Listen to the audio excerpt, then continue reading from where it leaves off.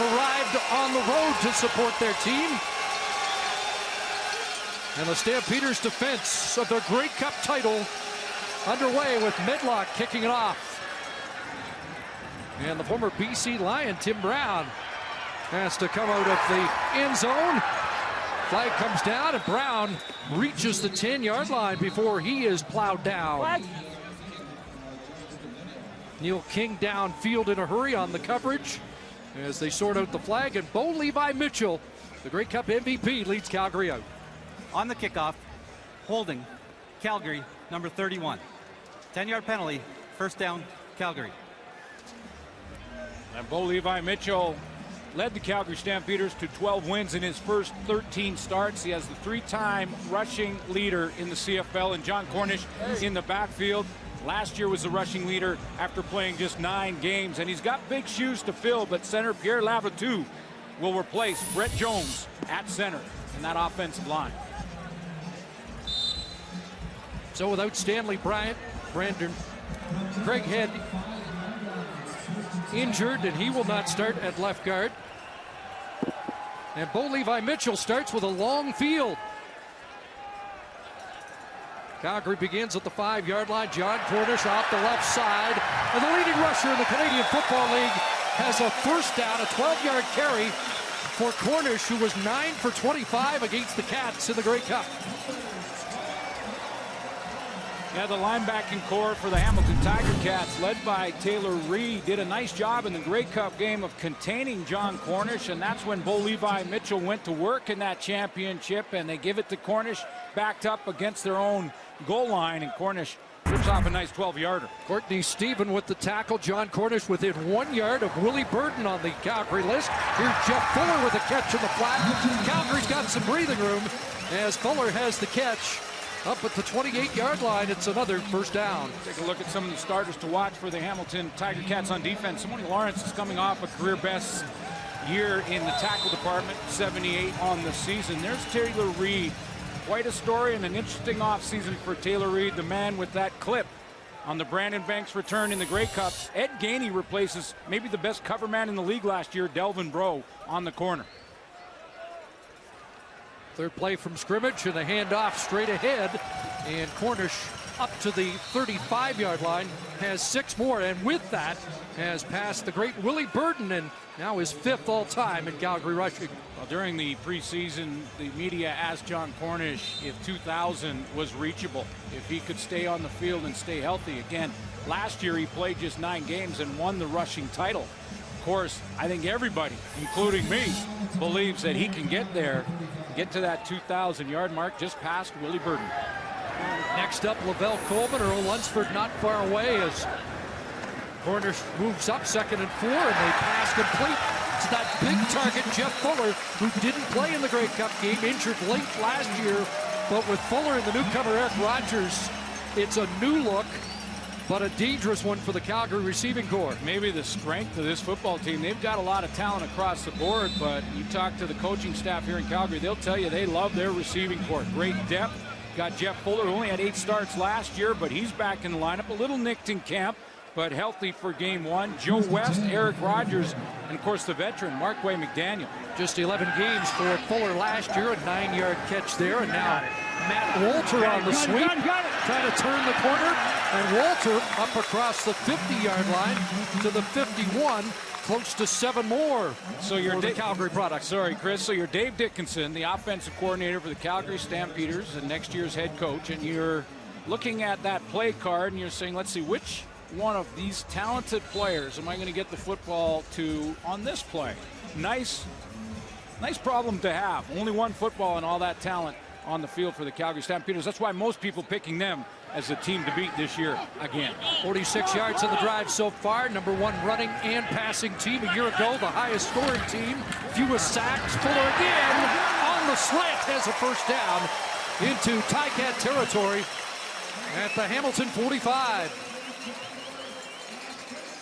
This is what I'm talking about, and the luxury that Dave Dickinson has. Watch the play action. You establish that run, little play action fake here by Bo Levi Mitchell. That holds the linebackers, and then you run the slant right in behind them because they have to respect John Cornish in the backfield. It's just a talented group.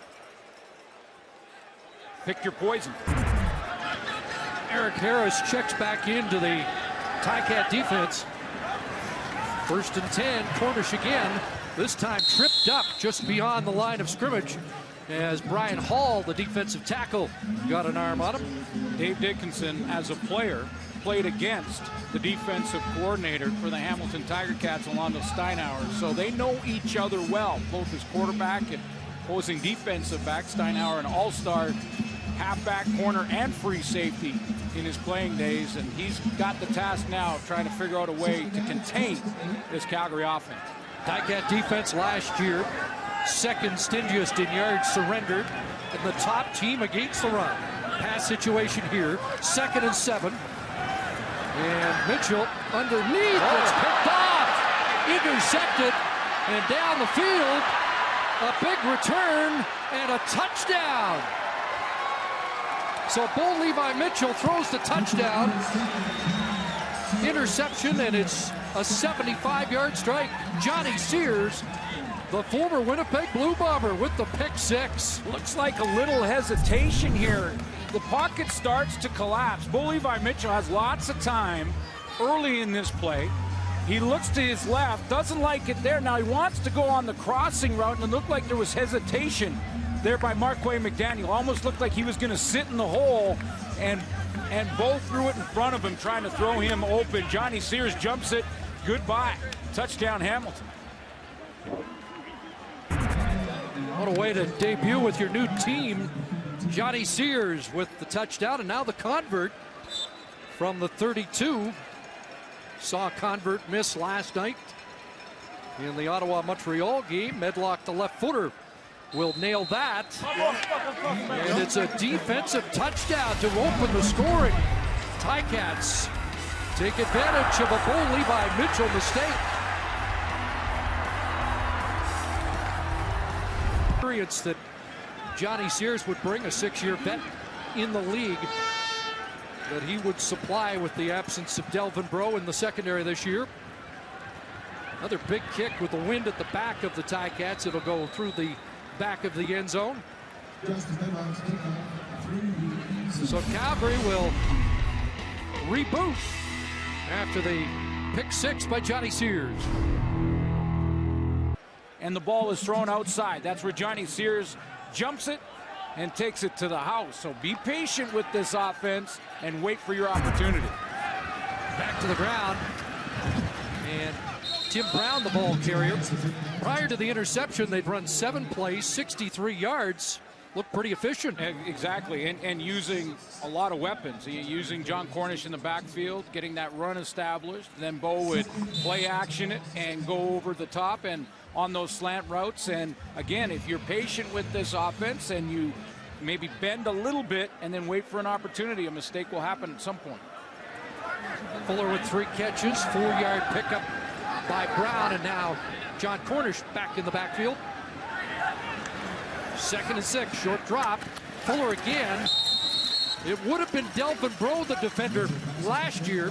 But again, Ed Gainey has that gold spot in the Ticat secondary, and he's got his hands full with Jeff Fuller.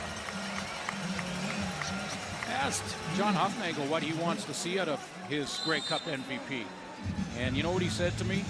I want to see him bounce back, continually bounce back from adversity. How does he handle adversity? There wasn't a lot of it last year. Yeah, and we'll see how he handles it.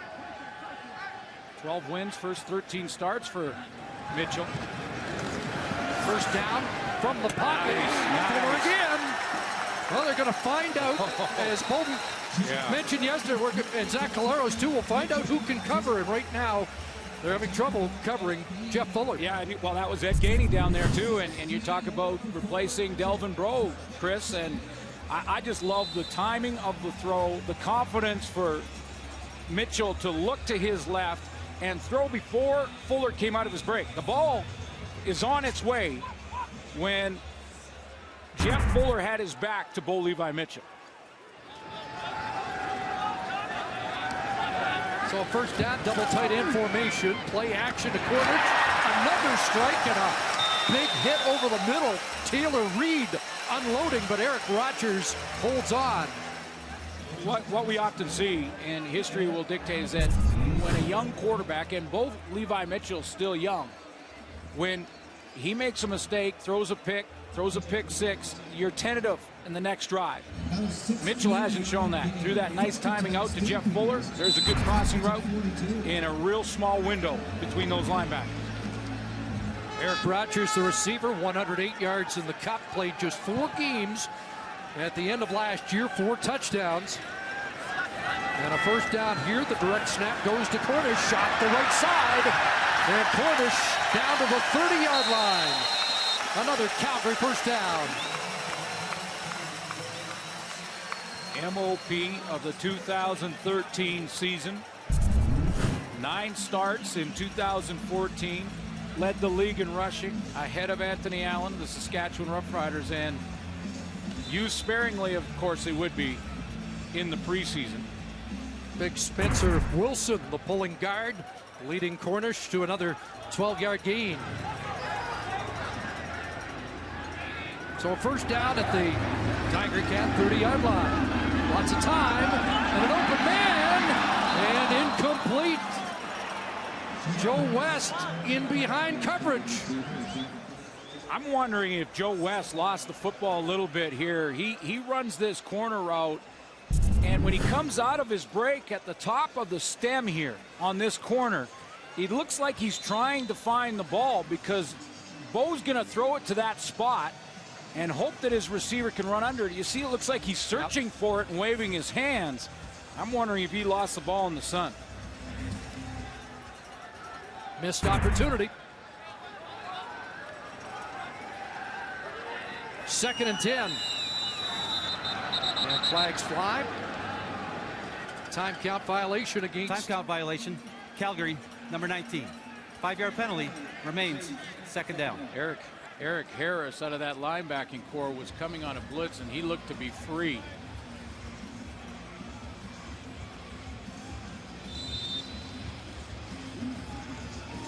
Again, another thing that was sort of lost in the Grey Cup Championship was the play of the linebacking core for Hamilton containing John Cornish. Which John Cornish underscored yesterday. In an interesting talk with the media, in which he suggested the Ticat reaction to the Grey Cup left a sour taste in his mouth. First time we've really seen pressure on Bo Levi Mitchell. Another flag comes down. See what this flag is. That pressure was coming from safety Craig Butler up the middle. John Cornish took him, but they just outnumbered. The Hamilton Tiger Cat defense outnumbered the blockers available. Did the ball get back to the line of scrimmage? Ticats without star defensive end Eric Norwood. Well, it's going against Hamilton. Offside, Hamilton. 5-yard penalty. Repeat, 2nd down. So they get the 5 yards back, and we'll replay the down back at the 30.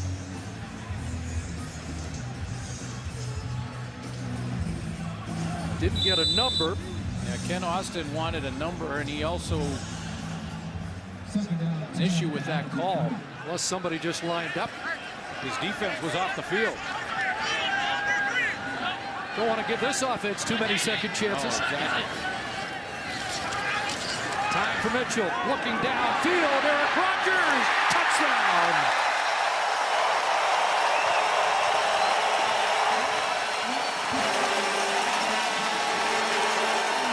There's the response. 30-yard touchdown strike. And they're a convert away from getting even. And Bo handled adversity just very well, thank you very much, and comes right back after throwing the pick six with a touchdown drive. And what a throw of body control from Eric Rogers. And what a playoff run in Grey Cup for Rogers. Now the convert from 32 yards out. Rennie Paredes puts it through.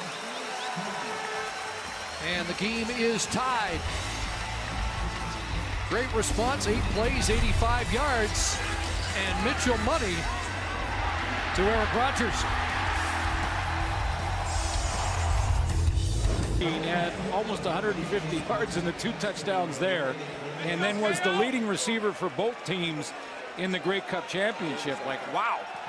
He showed up exploded on the Canadian Football League. Oh, here's a guy that needs no introduction. Brandon Banks on the return, and look who's downfield in a hurry. Jeff Heck to control the return, and we'll finally get to see Hamilton on offense. Let's see some real nice route running here from Eric Rogers, the inside receiver. Now, last year he was an outside wideout, but this time John Huffnagel, Dave Dickinson have moved him inside. They know he's capable of running the routes in there as well. He runs another nice double cut there down the sideline, and his adjustment when the ball is in the air, outstanding. He's going to widen the top of that route and run underneath that touchdown throw for Mitchell. So after 16 offensive plays for Calgary, the first by the Tiger Cats, and a completion of Ray Hawley, who will be the starting running back for the Ticats. A lot of injuries, and Hawley out of Louisiana Tech, Matt Dunnigan's school, with an early catch. So he's got a favorite player out of the gate.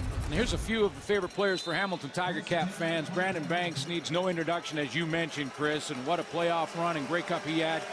Zach Collaros, we talked about, and Andy Fanches. I want to see him run with these new rules. Take the Hawley and the completion, and Andy Fantus down the sidelines. Fantus with 6 catches, 61 yards in the Grey Cup.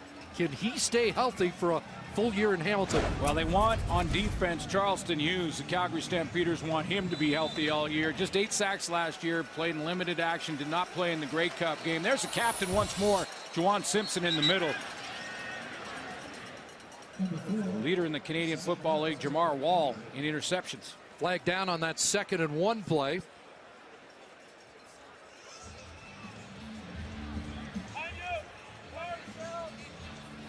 Procedure, Hamilton number 67. 5-yard penalty, repeat, 2nd down. It's a veteran left guard, 9th year for Peter Diakowski. Good to see the big guy back in with a full training camp after the severe patella injury in the 2013 Grey Cup. Just got in 2 postseason games last year.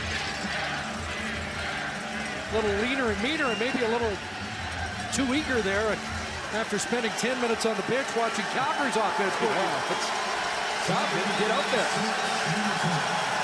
Crowd amps it up, 2nd and 6. Collaros in some trouble, got away, and the completion is a first down.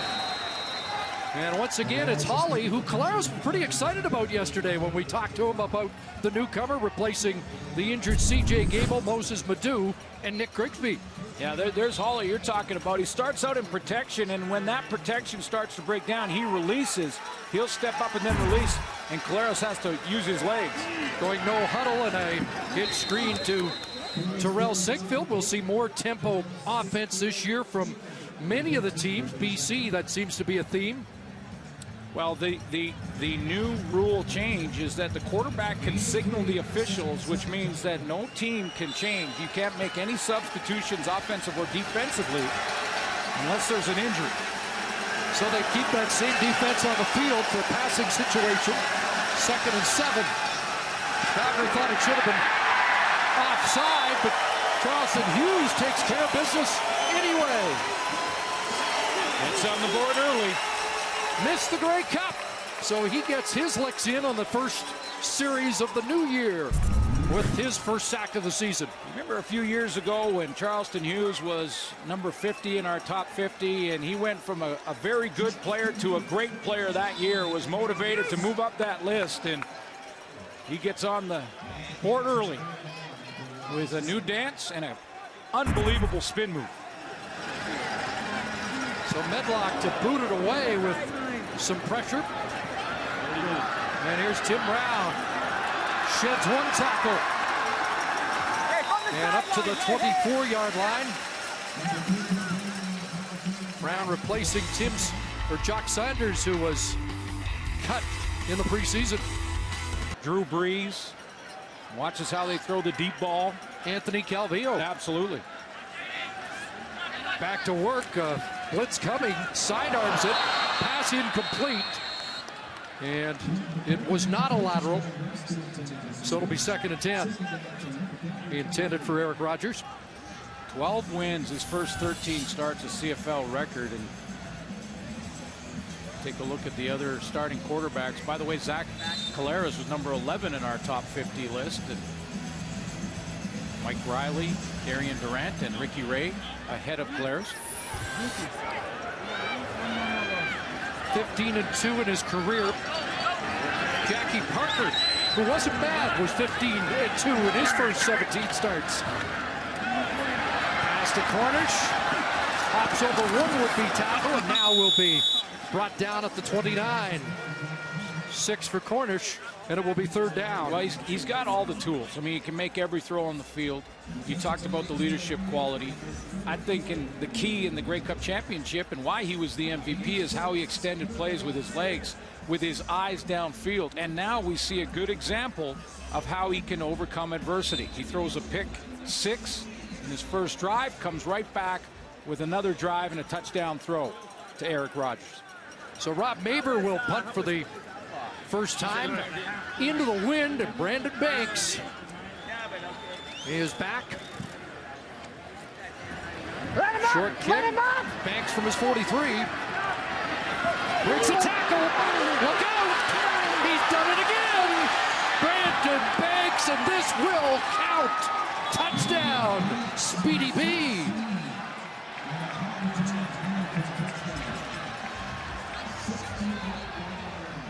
One of the key rule changes this year is the interior 5 of that cover team cannot leave until the ball is kicked, and that's going to open up even more space for Brandon Banks. It didn't take long for him to pick up where he left off. Now, his last one didn't count. This one will, and you can see the space he has to make a couple moves before he sees this first tackler, and then it's all speed. 67 yards for a go-ahead Ticat touchdown. Loved his quote on the rule changes. He said, "It looks like they changed all the rules for me." Well, I just can't imagine him with more space. We may see a lot of that this year. Doesn't look like Medlock's going to be phased by a 32-yard convert. See you at the crib, folks.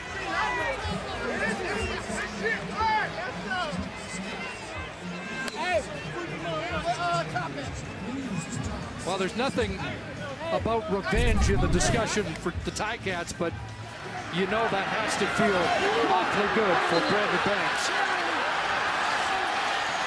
It's the beginning of getting rid of that bad feeling. It won't be completely gone until Hamilton gets back to the Grey Cup and wins it. But a win in this game tonight against Calgary could take another step towards eliminating some of those demons from a year ago. All-purpose yards leader last year with just under 2,000, and if he can stay healthy, wow. Oh, yeah. I mean, the only issue Kent Austin's going to have, and Tommy Condell, the offensive coordinator, is trying to make sure they don't overtax Brandon Banks, because with those kind of numbers, you want to get him on the field and the ball in his hands as many times as you possibly can. I mean, that Eastern final, unbelievable. Record-breaking. 93 88-yard touchdowns, 226 return yards in the Eastern final. So the Ticats have the lead on a defensive touchdown, a special teams touchdown. And here in the final minute of the first quarter, Calgary's going to have to concede a single point as the wind behind the heavy leg of Justin Medlock adds to the lead. Record-breaking East final for Brandon Banks, 226 yards, as you mentioned. Here's a look at both touchdowns.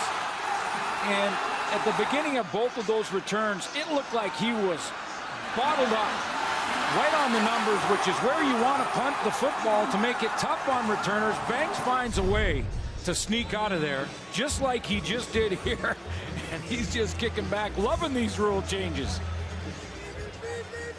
They've also got Terrell Sinkfield,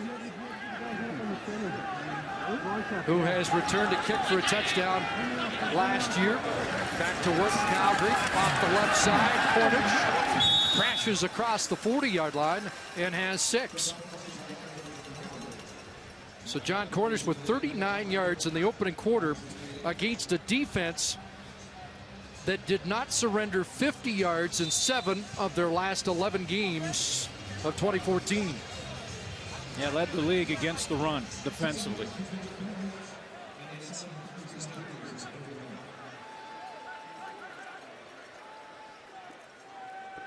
So 2nd and 4 or 3.5, 4 yards. Hornets got the first down up to the 48-yard line. Simone Lawrence the tackle on the final play of the opening quarter, and it was eventful. Johnny Sears, Brandon Banks, and Eric Rogers providing the fireworks here in the second quarter. 1st and 10 up at the 48. And offside. Stamps jumped the gun. That will draw the ire of the head coach as Joe West Offside. moved prematurely. Calgary, number 85. 5-yard penalty remains first down.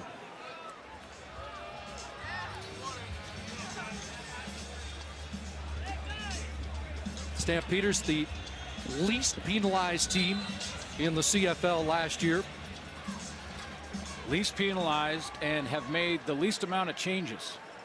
Just 5 first-year players on the roster this year for Calgary. Their defense intact from a year ago. Both teams relatively packed. That pass through the hands of Rogers incomplete. In fact, most of Hamilton's changes only because of injury. Yeah, some injuries coming out of training camp for Hamilton, but the Calgary Stampeders lost a couple of guys. We talked about Brett Jones up front. Pierre Lavertou's holding his own.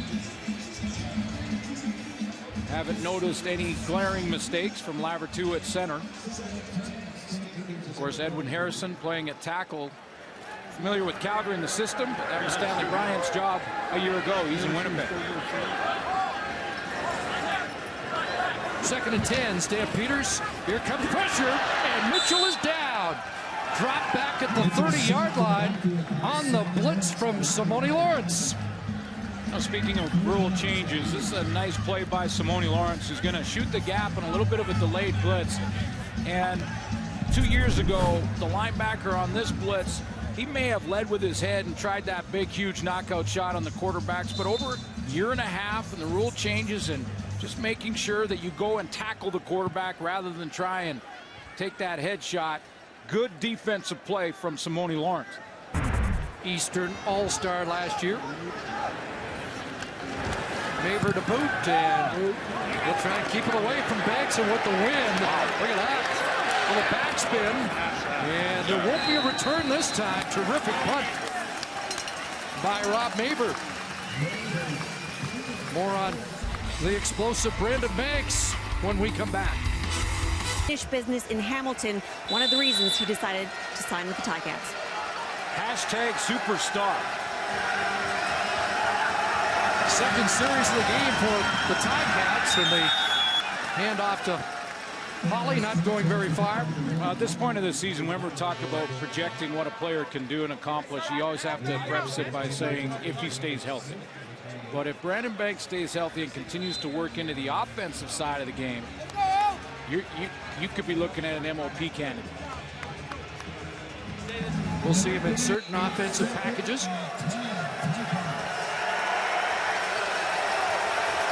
No gain for Holly, 2nd and 10. Caleros, pocket collapsing, stands in and fires, and Sinkfield with the catch near the 30 is going to be short of the first down. Let's check the spot. Pretty good spot. They're going to get him beyond the 30, and that might be enough.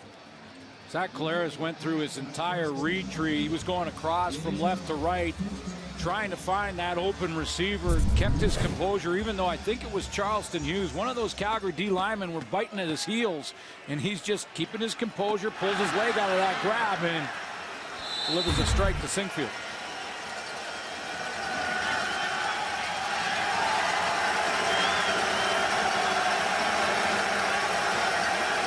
First and 10, 4 receivers wide side, and they'll come back the other way, and Holly runs right into the tackle. Kent Austin using and Tommy Condell using a little bit of this tempo offense. You're going to probably hear a lot of this season. I know the BC Lions and Jeff Tedford have run it a ton in practice. Tommy Condell to the left there, their offensive coordinator. The danger is if you don't make first downs, you're off the field and the defense is back on in a hurry. And Ken Austin's defense been on the field because of circumstances already a lot in this first half. Yeah, you go a couple 2-and-outs in a row and you're in hurry up. Obviously, you're not using much time, and your defense over there doesn't get any rest.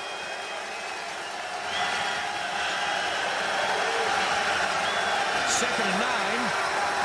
And they'll dump it off to Hawley, and he is brought down quickly. And that's Charleston Hughes again, another terrific series. Well, the vet has come to play tonight in his 8th year. John Huffnagel told us yesterday we need a dominant season out of Charleston Hughes. It's been a dominant first half. This is a huge play. I mean, Charleston Hughes lines up on the left side. He's out of your screen. Watch him cut across, read the screen, get over there, and beat Junior Turner, who lined up right in the hole, to the tackle. There we go. Medlock's going to have to eat this. He'll kick it through for 2 points. So a problem on the snap. We saw some problems in practice prior to the game with the field goal snapping, and it cost the Ticats 2 points. Aaron Crawford is the long snapper, and that one gets beyond Medlock. And Calgary now trailed by 6. And exercised the demons of that mistake, had a lot of help from his teammates, and is back in the starting lineup. The Hamilton Tiger Cats on defense. One of the centerpieces of that defense that'll go back to work after this return as Tim Brown weaves his way up to the 45-yard line. Well, it was a devastating day for Taylor Reed, but the team rallied around him. There's so many players, I can't even begin to name them. You know, after the game, they all came up to my room, and of course, you know, you could imagine how I was feeling.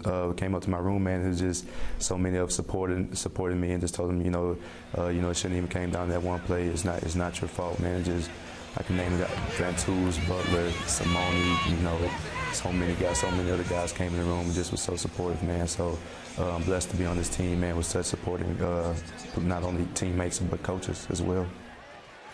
Bottom line is Taylor Reed was a great football player before that play and is today. 23-year-old out of SMU. Play action, Mitchell the pass, and Charlie Power gets upended just across the 50. The backup fullback who had a 2-point convert in the preseason. But obviously devastated, and it would take the entire offseason and get back on the field to get rid of those feelings. He had the help of his teammates. I thought Ken Austin, his head coach, said it best when he said, you know, whether you have a good experience or a bad one on the field, it's what you do with it, how you learn from it, that is most important, good or bad. And they moved on. 2nd and 4. And on a roll, pass caught, and there's the other fullback, Rob Cote. The Cochran kid has the first down at the Ticat 50.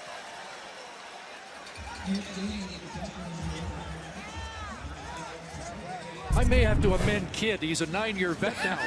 yeah, it's gone by fast. And just, you know, Mr. Utility. I mean, this is a guy, Rob Cote, that you can play him.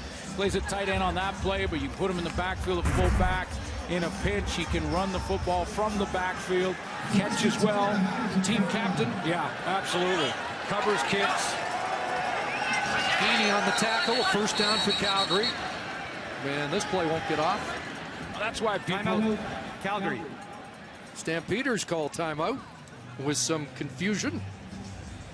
That's why so many people have this Calgary Stampeder team picked first and sort of in a category of their own in the league. Talked about their talent on offense, but when you look at their veterans returning and guys that are not just veterans of the CFL, but veterans of this team, this coaching staff, the system, offensive, defensive, and special team systems that they've worked under, you start to get that continuity, and it turns into good things in a hurry. Now they're set. And look for the boot. He'll get brought down again.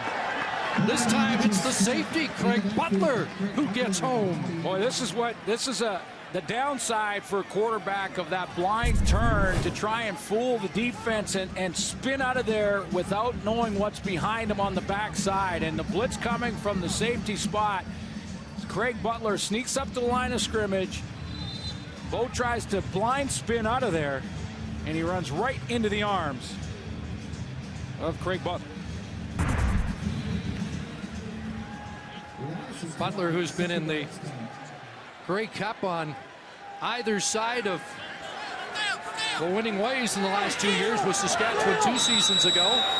And a flag comes down. And a time count violation here. Time count violation. Calgary, number 19. Stamps moving backwards. Remains second down. So a couple of time counts. They had to burn their timeout here in the first half. And so it's 2nd and 27. I think Orlando Steinauer on 2nd and 27 will drop his guys off, force Bo Levi Mitchell to throw it underneath. Dave Dickinson doesn't want to force a turnover here. Sometimes it's not a bad play to punt. Mitchell looking downfield. He wants Fuller, who had a big first quarter. Incomplete. Step for step was Courtney Stephen, the field corner this time. And it's incomplete. Just again, and saw Joe West have problems with it, but that was when the sun was coming off that edge of the stadium. I think it's behind Fuller, so he can't use the sun as an alibi here. But again, it didn't look like he was finding the football in the air. Possibly lost in the shadow, if I can give him an alibi. Rob Maverick back, last punt 58 yards. Previous punt returned for a touchdown. And another flag. Another play for the Grey Cup that will not be forgotten was the Justin Hickman hit on Rob Maverick. Calgary, number 23. 5-yard penalty remains third down. This time a procedure call. Monster hit on Maverick. And you look at Justin Hickman right here at 265. And Rob Maverick did not remember celebrating the Grey Cup championship. Took him a lot of the offseason to get over it. And that over the head of Banks, bouncing into the end zone. Another booming kick by Maverick. See if Banks tries to run it out. He's surrounded. And a no yards penalty after an 84-yard boot. Maverick an 88-yard longest last year, and he dials it up there for another Rouge. More flags early on. A little pain before the greater good and the gain, which is going to be more space for the talented receivers in the league. Claros throwing a completion up at the 40-yard line. Bakari Grant, who had a terrific preseason with a 5-yard catch. And essentially, what was happening were defensive backs were catching receivers at their break point, which is between 8 to 12 yards, depending on the play. And you can't do that anymore. You can still be physical and make contact. You got to do it within 5 yards. Zach Claros 7 for 7 to start this game. Pressure on, and he has dropped. The flags fly. And it's going to be a horse collar. Is that a horse collar that will negate the sack? Freddie Bishop made a big play in the Grey Cup and is a starter at defensive end.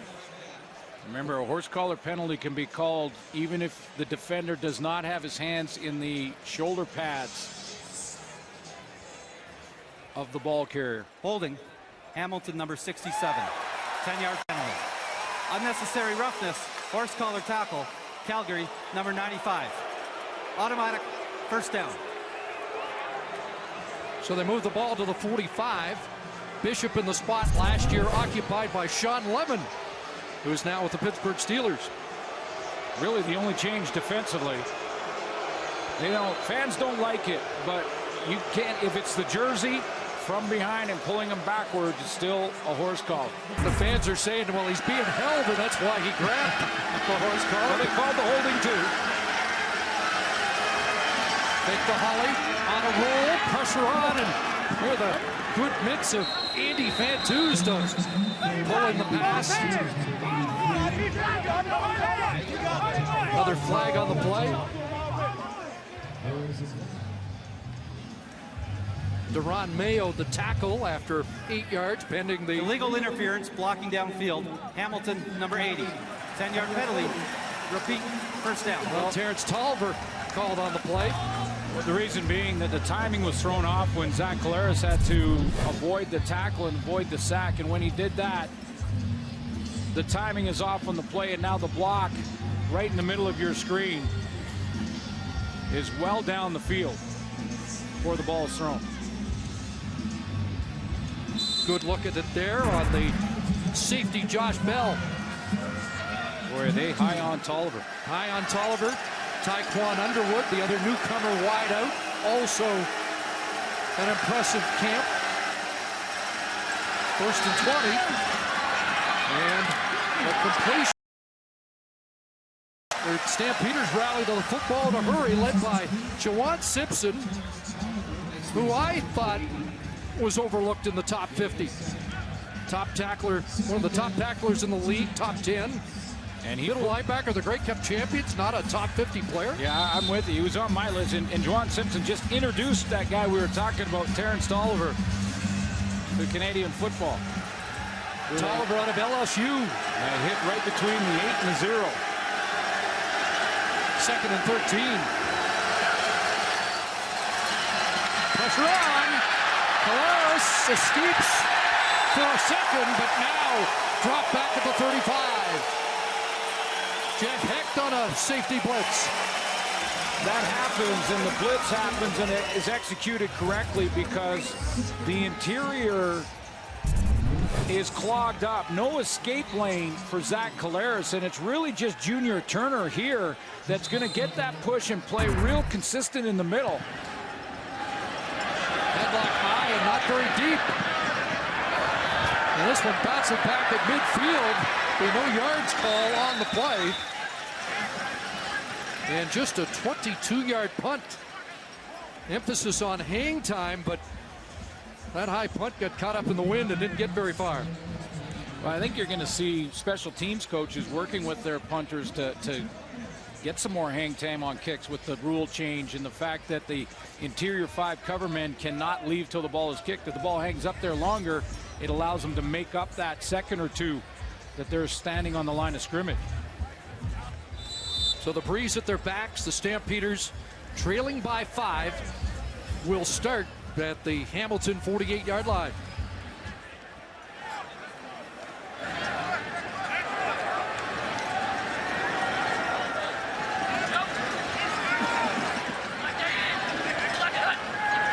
And here comes the blitz. Quick hitter is caught. Catch made again by Jeff Fuller, who has been the favorite target here in the opening half. Yeah, nice adjusting route for Jeff Fuller because Bo Levi Mitchell did not have enough blocking in front of him to take care of this blitz, so he has to throw it to throw the football to beat it. Gets it out of there just in time, and Fuller presents a target for him.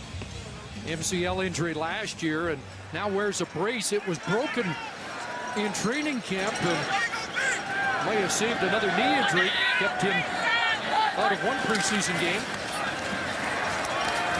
And off to Walter. And down to the 40.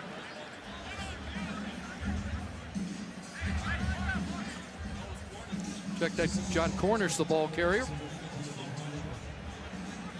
And this is going to require a measurement. While they're measuring this, you know, you look at this receiving core with the two veterans in Jeff Fuller and Joe West, and you think, you know, the veteran players been around for West 4 years, for Fuller 3 years now, but they limited playing time because of injury. Marquay McDaniel, of course, is the 7-year vet, 5 years in Calgary. We haven't heard a lot from him yet in this game tonight, but the big targets, Fuller and West, don't have a lot of mileage on. It's a little quieter in that huddle without number 82, isn't it? It's weird. Feels weird. And number 8 was a little bit weird. Yeah, but by now he would have looked into our cameras 4 or 5 times.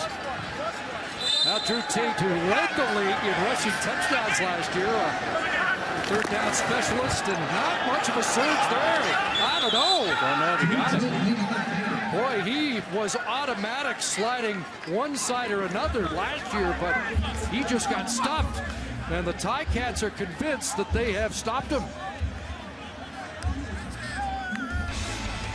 Looks like a turnover on downs. Ticat football when we come back. Where's our Chris Glenn, take it away. Good to see the boys bouncing back after a night in Montreal.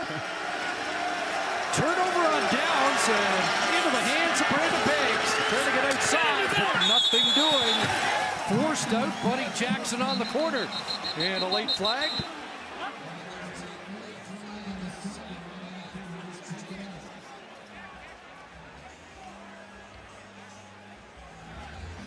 Play well defense by the Stamps, but what's the penalty? Major foul, Calgary, number 38. 15-yard penalty, automatic first down. Well, Buddy Jackson disagrees. Well, let's take a look. It looked like a clean hit, and Buddy Jackson pushes Brandon Banks out of bounds here. He'll make first contact when he's in bounds right there. Takes a step and a little push right there. Not sure about that one.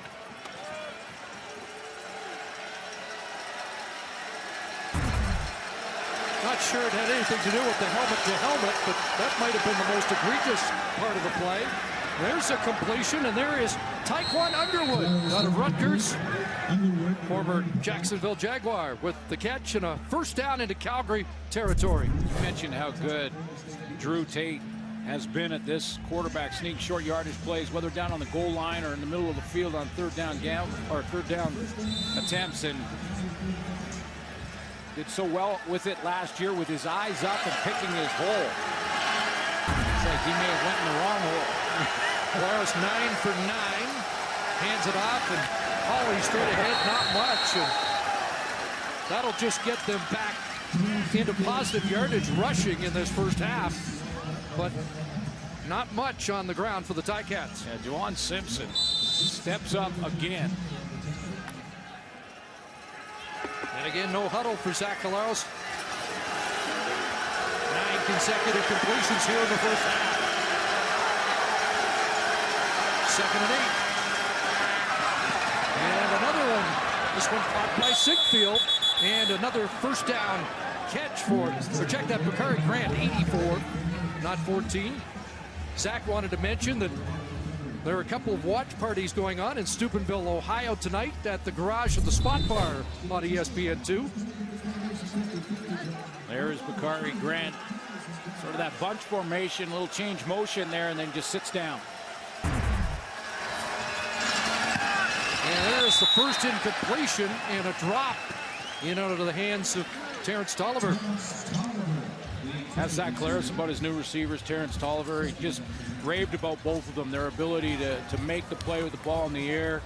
Contested throws, they're going to come down with it more times than not. They have great confidence in these young receivers, and maybe the best compliment you can give a new player is that you're a pro. And of course, they have some experience south of the border, but said these guys are in the quarterback meetings, they're asking questions, they want to be here, they want to learn, they want to be great.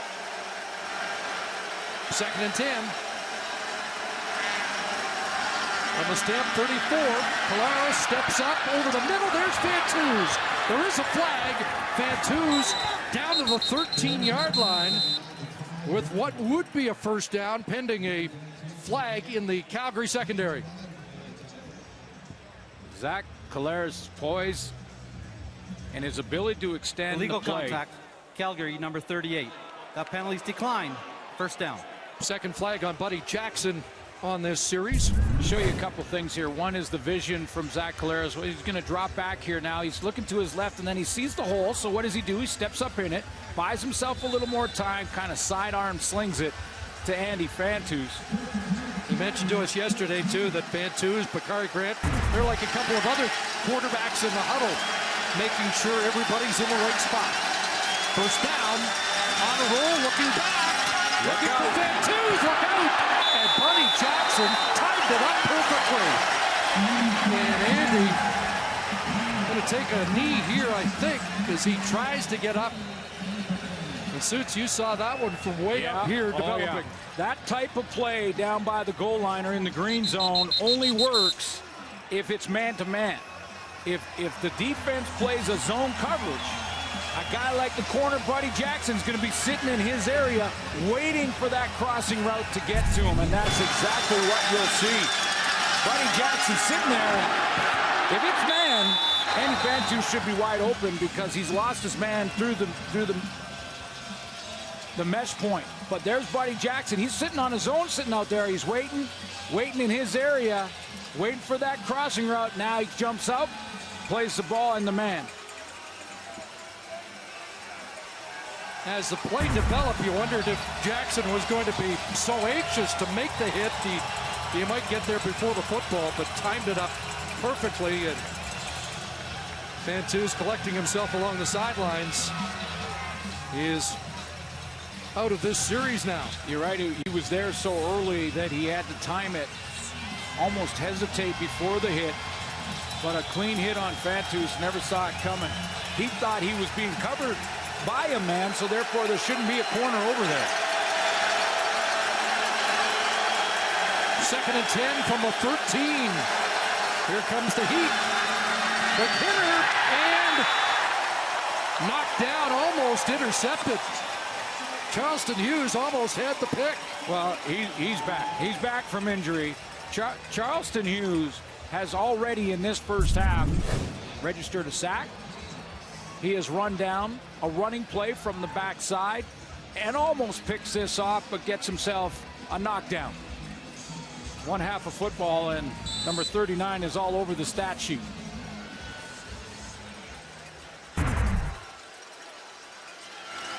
So the field goal unit comes on. Matt Coates will hold. Remember, there was the snap issue on a punt, and it looked like they spent some extra time making sure the snaps were on target for the field goal team. That one was on the money, and Medlock puts it through as the Ticats have an 8-point lead. CFL action continues. Doubleheader tomorrow on TSN. Eskimos Argonauts kick off at 5 o'clock Eastern, 2 p.m. Pacific, followed by the Blue Bombers and the Rough Riders, 8 o'clock Eastern, 5 Pacific, to wrap up week 1, which started with the first road win in the history of the Ottawa Red Blacks. Nice rivalry game there for Winnipeg Blue Bombers, Saskatchewan Rough Riders. I'm looking forward to go up to Fort McMurray and seeing that community.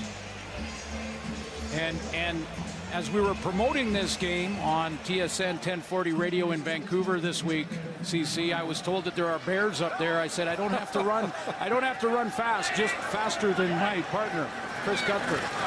Yeah, you got that one okay. Mitchell in trouble again, and the Ticats are getting pressure on the quarterback here in this first half. And Johnny Sears, who had the pick 6 early, has a sack. Yeah, you mentioned Nick Lewis and that it's going to feel weird for a bit. This was Nick Lewis's bread and butter. When he came in to block on a blitzing defensive back or linebacker, he was devastating in that regard. This is Eric Rogers, great receiver, great pass catcher, but missed his block on Johnny Sears. Stampeders have allowed 3 sacks in the first half, just 26 all last season. Lowe spins out of pressure, and that dropped by Cornish incomplete. So Hamilton dials up the heat, and it has Calgary's offense sputtering. Sending different types of pressure. We've seen some linebacker pressure. Eric Harris on a couple of blitzes. We've seen secondary pressure. Craig Butler, he's the safety, he backs off on this one. but he's come on and blitz. We saw Johnny Sears on the previous play, and there's Eric Harris again outside. He forces Bo Levi Mitchell to get flushed, and Brian Hall tracks him down. So throw it away, basically. Favors unloaded a couple of monster boots. This one will be played by Banks at his 35. 52-yard punt, and they handle the return well. Charlie Power, the Okotoks product, with the tackle, but there is a flag on the play. On the first game of the regular season, there was no penalty called for those 5 interior linemen leaving too early. Like another flag just got tossed well after the first one. Not sure if that's what this penalty is. You see the officials have no headsets on. Illegal block, Calgary, number 11. Objectional conduct, Hamilton, number 20. Penalties offset, first down. So Josh Bell is the culprit for Calgary, and Emmanuel Davis for Hamilton. And Ken Austin may have a word with his defensive halfback after that. They called 20 on the penalty. Hamilton, it looked like it might have been Jonathan Langan, number 30. Late hit.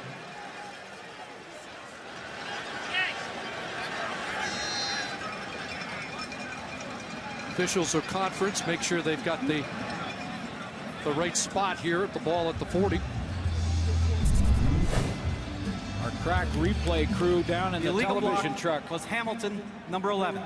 Objectional conduct, Hamilton, number 20. First down, Hamilton. Okay, so the objectional conduct on 20, but the penalty, you can see that late hit. Jay Langan, so I'm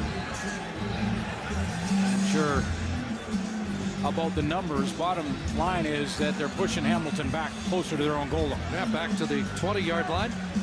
First half, Colaros 11 for 14, 99 yards passing.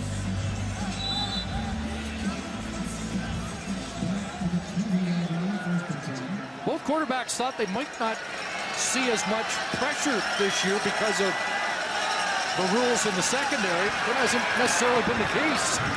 Good run by Hawley up across the 30-yard line, and that's his best run in this first half. Now we really have to see how these rule changes evolve and how the teams react and how they game plan. To talk to both coaches, Ken Austin said you know there might be a chance that you either see one of two things, either a lot more zone defense or all-out zero pressure, where you're sending a whole bunch of guys and trying to get there before the quarterback can beat you with his arm. Clock ticking down here in the opening half. Maybe the last play for Hawley as he lunges for the 35-yard line. Zeros on the clock. Interesting first half. Ticats have a punt return touchdown, a defensive touchdown, and they lead John Hupnagel's crew 18-10 at the half. As we join Rod Smith and the boys. And they come on and jump on the plane, jump on the boat with me. Let's go. Thank you. You're welcome. 20 pounds lighter, and he looked fast in that first half. Planes, trains, automobiles, boats, just jump on. There's a guy that can travel. Banks trying to get outside, but gets forced out by the veteran Keon Raymond. Well, he completed his first 9 passes after waiting for 10 minutes before his offense got on the field in the opening quarter of this game. Yeah, good news for Hamilton fans and for Zach Collaros is that his #1 receiver and Andy Fantu's back in that huddle. Banged up a little at the end of the first half. So the Ticats scored on defense and on special teams, looking for their first major score of the season with the offense. Short drop over the middle, and it's Andy Fantu's back to normal. It's good to see that after that big hit by Buddy Jackson late in the first half. He's just going to run a nice little curl dig route right here, and it shows you an example of what DBs are going to have to do a lot more of this year, and that's play off, play cushion coverage if they're going to play man-to-man. That was Brandon Smith. Tempo offense right back to work in the hands of Fantus, who has missed at least 5 games in each of the last 2 years. His 4th catch of the night. Outstanding. Another one of those Grey Cup moments that are always very awkward when an award winner in the game didn't win the game. And the outstanding Canadian, you have to interview him, and that's not the goal. That was the outstanding Canadian. Much more satisfying when he did it in 2007. Flag down on the 2nd down play as Collaros on a roll has an open man. Bakari Grant into Calgary territory, got away, and will drag a couple of tacklers. He doesn't want to go down, but there are flags in a couple of different spots on the field, so let's see if this holds up. Wasn't going down when the DBs were tackling him. Went down when Juwan Simpson got involved. But what a play by Collaros, first of all, to get outside. Again, when he's made these plays down the field, it's usually while he's moving, changing the launch point. But all for naught, that 45-yard play.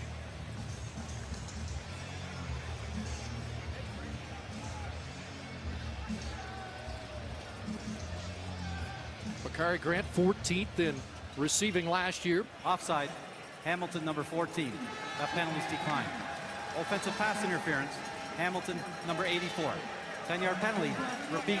First down. I was wondering if at the top of his route, Bakari Grant pushed off to come back to the football. Here he is on the deep route. Now, Collaros is scrambling outside, so as he gets up on top of his man, he gives him a shove and then fights back to the football. That push cost him 55 yards of real estate. For 2nd and 16. Collaros misfires intended for Sigfield, and the punt team will have to come on.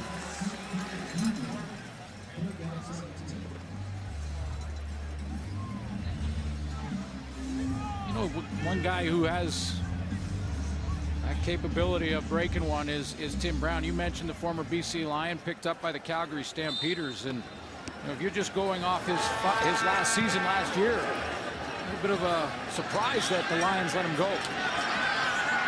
The pro dedicated to the game, gets away here, gets a block, turns upfield across the 55 and into Ticat territory. Just as you said, 35 on the return for Tim Brown here in Calgary.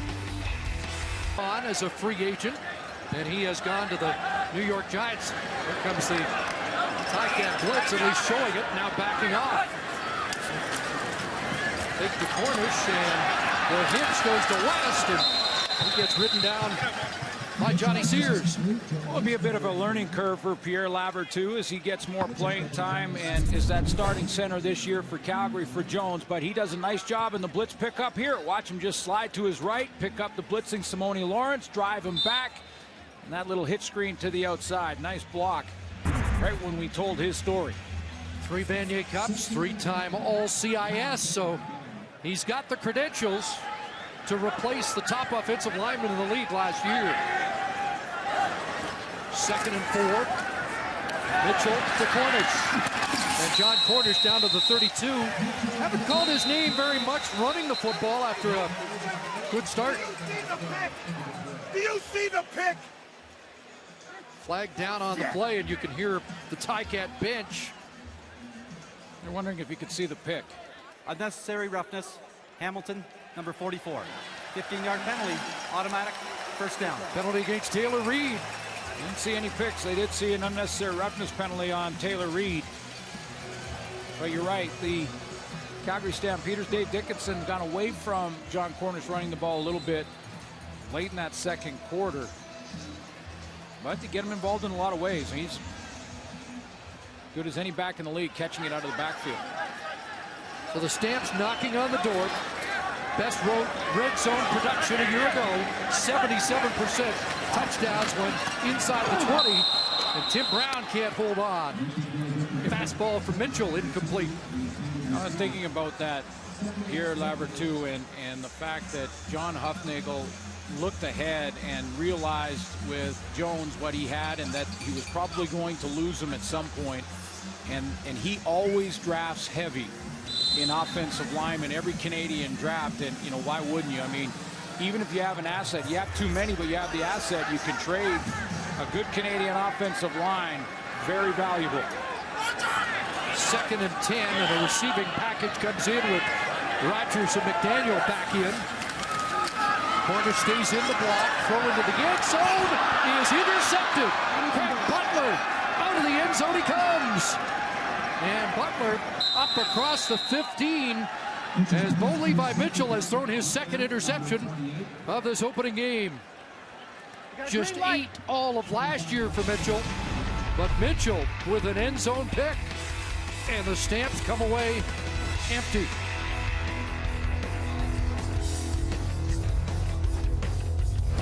And a second safety back there in the 2-deep zone defense. Bo thinks it's only a single safety in the middle. Thinks his man has beat that safety, and Craig Butler comes underneath. Ticats start at the 16-yard line. Play action and a completion to Andy Fantuz, and 9 yards on first down. Talked to Tommy Condell about Andy Fantuz coming in this year. When the rule changes were passed and went through, Andy Fantuz changed his training and got lighter in a big way. He said he wasn't sure exactly how many LBs that he shed, but he said when the rules from last year were that DBs could jam him, he wanted to be strong and physical to push off of those jams. He said now he wants to be elusive and quicker.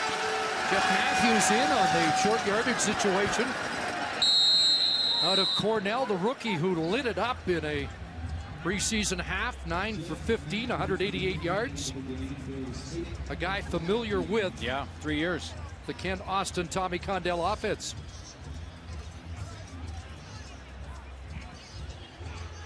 He'll flag the signal.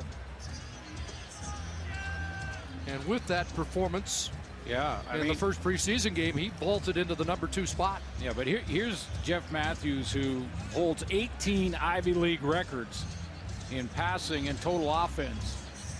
Threw for over 11,000 yards at Cornell. It's the red hat back on as they send in signals with Ja'Cory Harris. First down on that sneak. Valero stands in and has a completion. And the catch is made by Terrence Tolliver. Our ESPN2 viewers will remember a Cotton Bowl performance by Tolliver, MVP, with 3 touchdowns for LSU in a Cotton Bowl win. 2011 LSU beat Texas A&M that day, 41-24.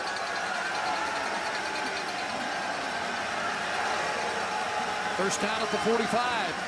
Short drop, flag down, and Bakari Grant the catch. Junior Turner, the defensive tackle, brings him down, but let's see what the flag's all about. And the indication it's going Offside. against the Ticats. Hamilton, number 80. 5-yard penalty. Repeat the down. So Tolliver's taken a couple of penalties in his CFL debut. Ken Austin did mention Underwood, Tolliver are going to take some time to get familiar with the league, get up to CFL shape, which is a little different with the 20-second clock, and thinks they'll be more dominant in the second half of the year than early on. Of course, they're without Luke Tasker, their leading receiver last year. Injured early. And that pass complete back to Tolliver at the 40.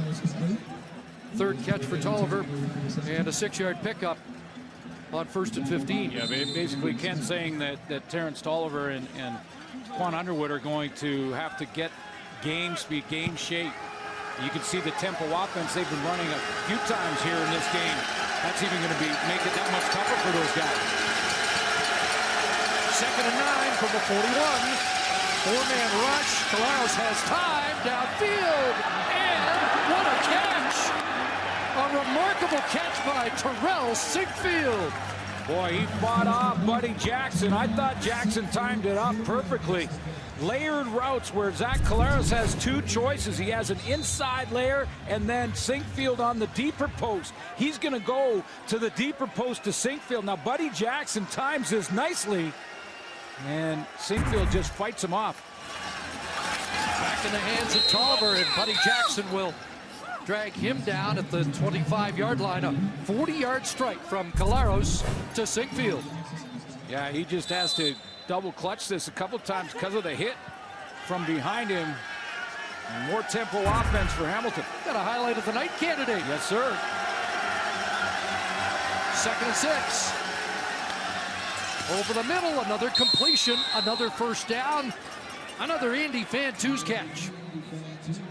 And all of a sudden that Calgary defense got their hands on their hips, and this is the advantage of running a tempo offense is defense can't substitute, can't rotate a D lineman out there. Inside the 15, finishing drives was an issue last year and in the Grey Cup. Looking for their first offensive touchdown of the year, and look out! It's picked off, and Keon Raymond is back the other way, gets a block. Forget about it. Pick 6 for the veteran, Keon Raymond.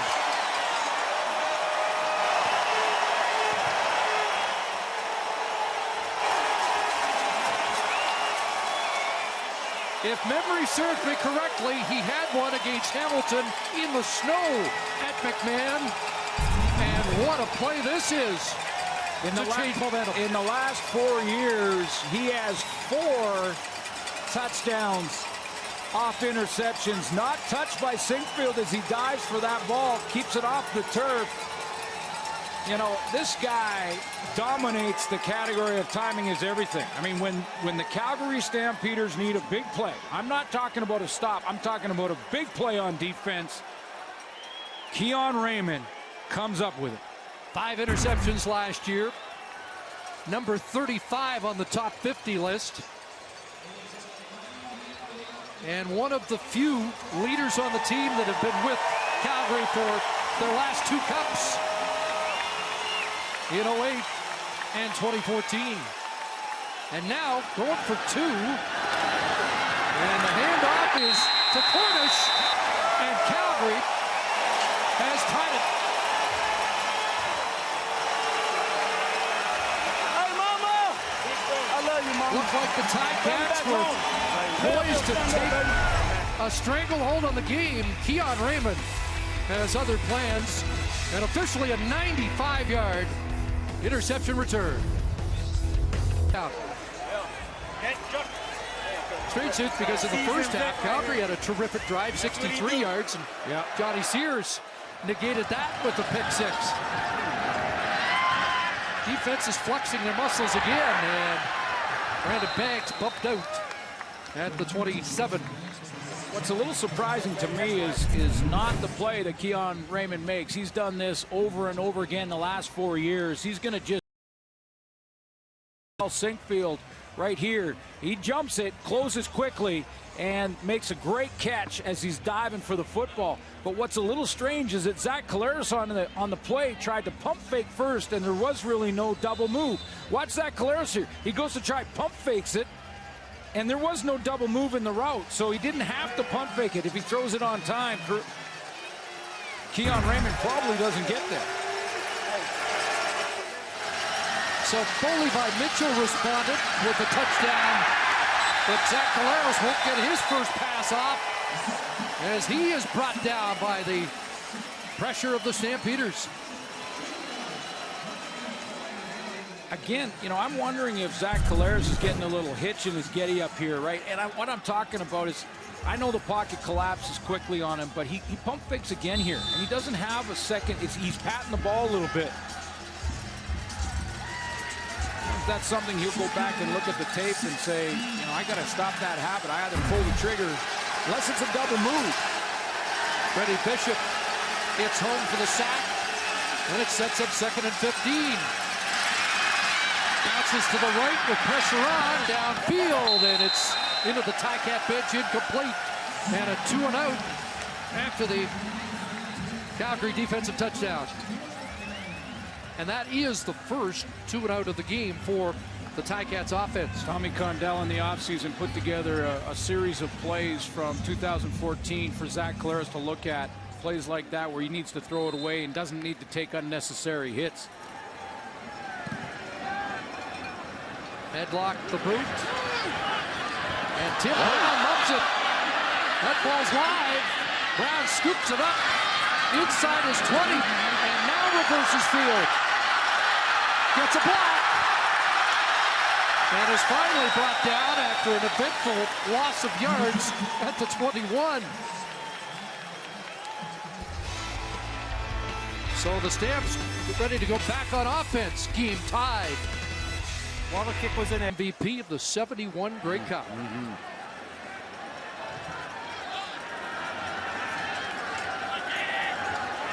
So under 5 minutes left here in the third quarter. And John Cornish on a delayed handoff to the 25.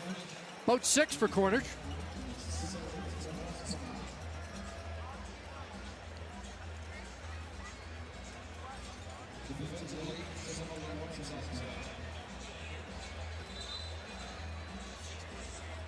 So the Grey Cup combatants 20-16 in late November last year.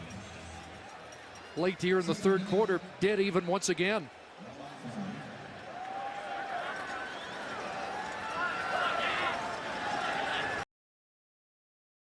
Here comes the heat. Mitchell gets it away. And a sure tackle at the 30-yard line on Joe West. Oh, the and panel, will he be short of the first down? He will. Panel, Chris, talked about at the beginning of the show that when you're a Grey Cup champion, you have to fight complacency. You have to fight sort of living on your laurels and get back and roll up your sleeves and get back to work. And that's not to suggest that this Calgary team has looked sloppy or anything like that tonight. But it's back to square one and step one for this football team.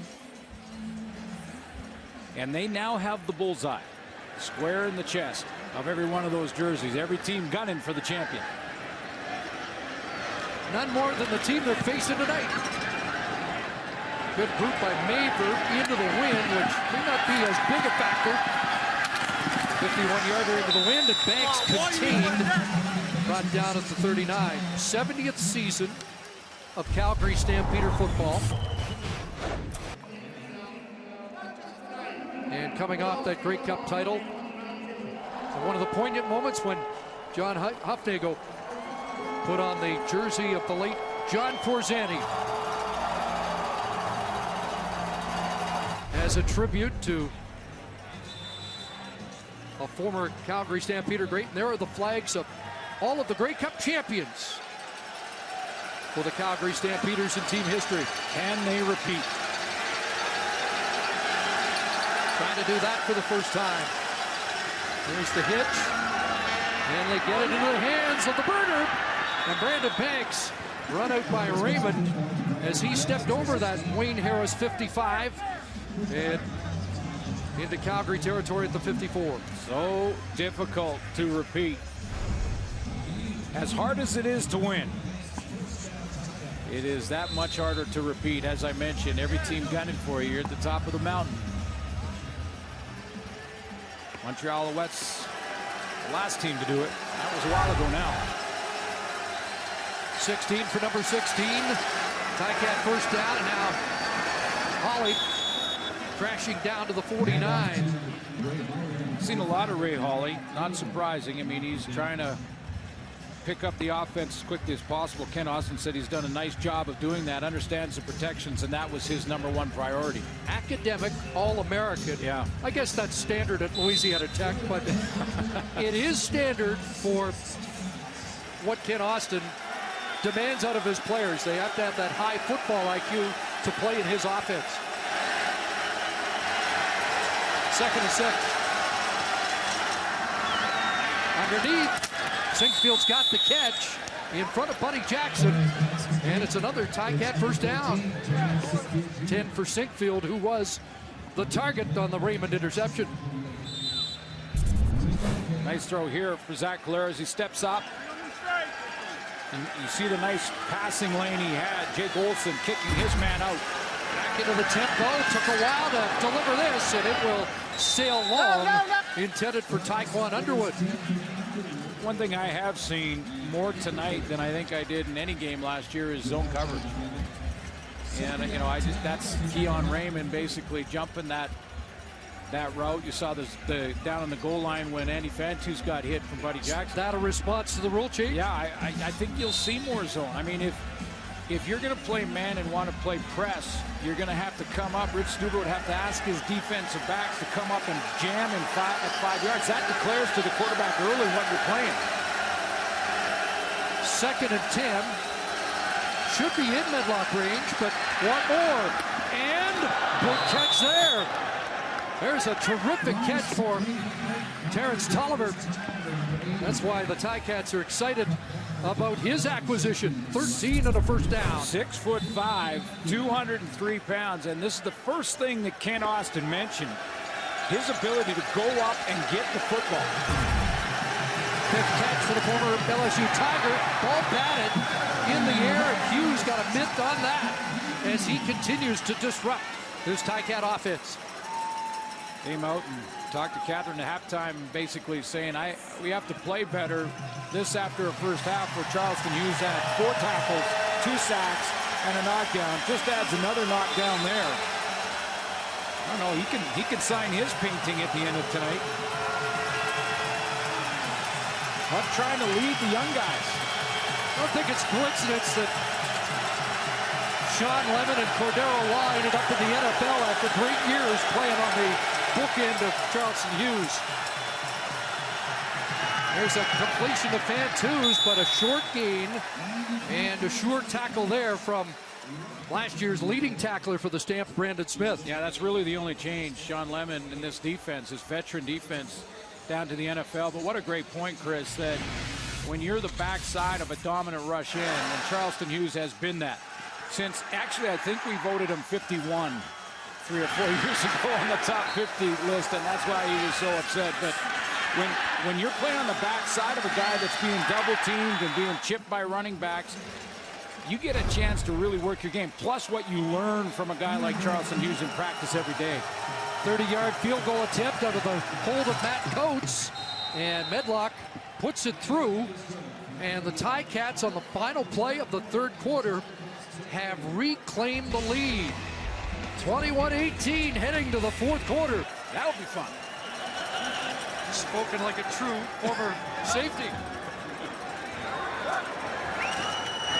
Calgary takes over the 35. Mitchell gets it away.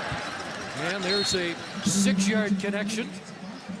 Markway McDaniel has a catch. Hasn't been busy tonight. In fact, that's his first catch. And he led the Stampeders in that department last year. 7 catches in the Grey Cup game for the man they call Quay.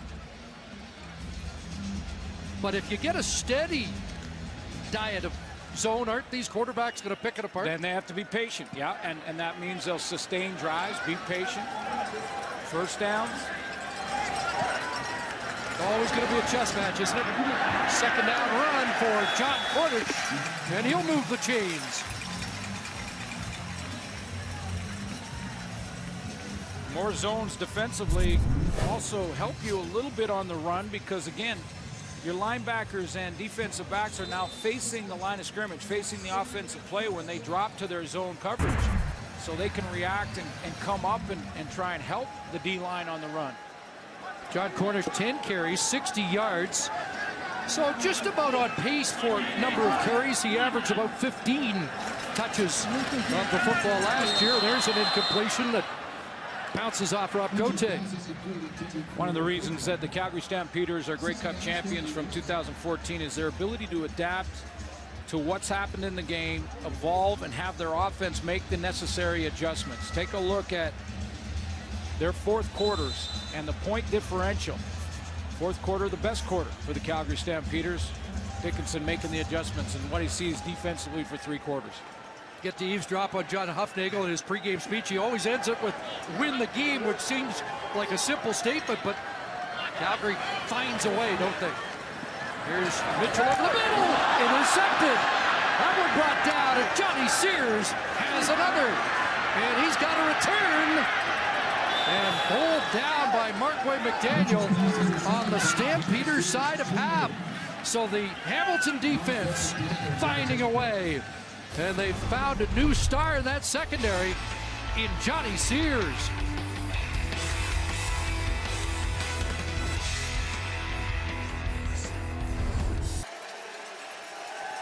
Bunch formation to the far side of the field. Hamilton starts. First down at the Stampeder 52. Pitch to Holly. That wide side following the cluster of receivers down to the 48 and has 4. Tough to tell if this is a true zone or just a real loose man, but you can see those 3 players dropping back. Johnny Sears is one of them, giving a lot of room, but they're facing the offense. They're facing the line of scrimmage, so they can play the ball, jump the football when it's thrown. That one a little overthrown from Bo Levi Mitchell. Johnny Sears right there facing the play, can make the play on the ball. Stay in the middle and then disperse. Second and 6. Calgary sends an extra man. Caleros gets it away and has a completion.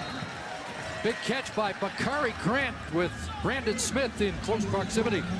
Yeah, against this veteran secondary, the Calgary Stampeders, you've really got to work for every yard. And if you're off a little bit, they're going to jump it. We saw Keon Raymond do it. You see the quick close.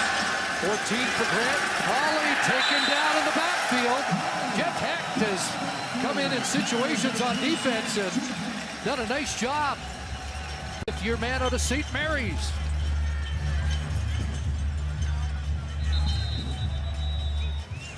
And a loss of 3 on the play, and Juwan Simpson has to get attention. 8-year vet out of Alabama. Like he got clipped from behind. Offensive lineman trying to get a block on him. I don't know if it was Jake Olson, that left tackle. See Glenn Love, number 36. He'll come in to replace Simpson. This may take some time to work on the middle linebacker of the Stampeders. Will step out. 21-18, Ticats. In this season opener, Simpson will get more attention on the sidelines. Second and 13. From the pocket, Caleros steps up with flags. Sidesteps Deron Mayo, and then gets taken down by Freddie Bishop. 11 for Caleros. He'd be too short of a first down. Well, let's wait for the flag. Procedure, Ticats, the preliminary indication. Procedure, Hamilton, number 80. 5-yard penalty, repeat, second down. That's Tolliver. He's been flagged at least a couple of times. And he'll head to the bench.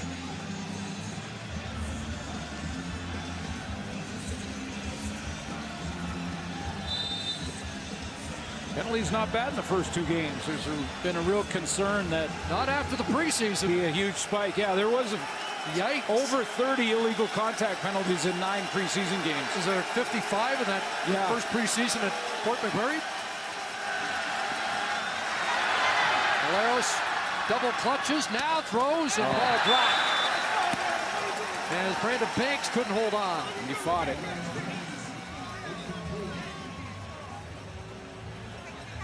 So it'll be third down and a decision for Kent Austin. Looks like the punt team comes on. It is a tough decision, though. I mean, for most kickers, you would think it's out of range, but into the wind might be the that's determining factor, because that's clearly part of it. Because and you know, it's not a bad wind. I mean, you look at the flags on the goalpost; it's barely moving. But Medlock was making 55, 58 yarders in warm-up, and he was making them by 10+ yards. But Kent Austin's going to play the field position game. Look for the pin here with Tim Brown back at his 10. Trying to keep it out of the end zone. Brown will let it bounce in. And he'll concede the single point. You could argue that's a useful rouge, because it now gives Hamilton a 4-point lead. Just over 10 minutes to go. John Cornish and the champs down by 4. Calgary on a beautiful summer evening. Clock ticks down to 10 minutes left, fourth quarter. John Cornish, 11th carry of the game. Give him 4 and 64 on the night. Well, John Cornish wants to get to 2,000 on the season. He's going to need more touches.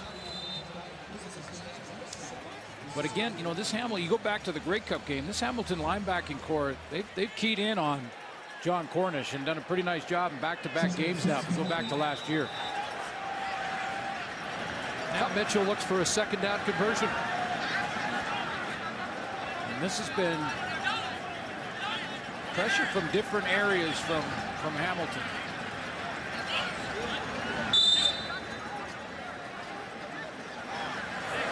Brad Erdos from Simon Fraser in at left guard now for the Stampeders. Quick hitter into the hands of Fuller. Stretching out, trying to make sure he's got the first down with his 7th catch of the night.